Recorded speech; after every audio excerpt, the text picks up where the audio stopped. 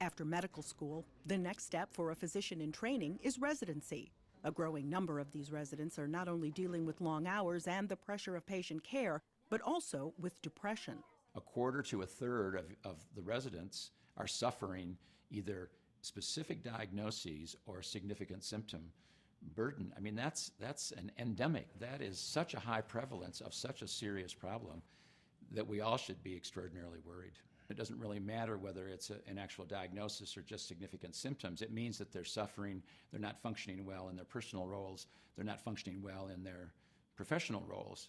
Dr. Thomas Schwenk, Dean of the University of Nevada School of Medicine, says while medical students and practicing physicians have a prevalence for depression roughly similar to the general population, the diagnosis is much more common in residents and also carries a great deal of stigma. Dr. Schwenk discusses this important issue in JAMA, Journal of the American Medical Association.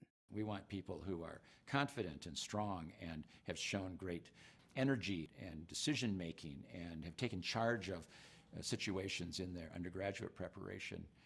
So it's not surprising that these same people are going to have a hard time admitting vulnerability or that they need help. And when residents apply for jobs, they do not want a hint that they've suffered from mental illness. There have been several efforts to address this problem. Confidential mental health care is now more easily available, and mental health records are not included in academic records.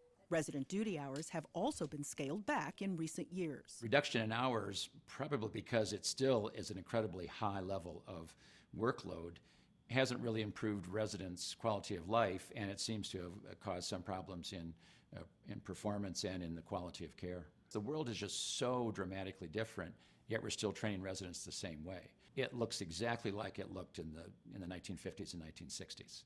Dr. Schwenk is calling for even better mental health care and a national conversation about today's medical education system.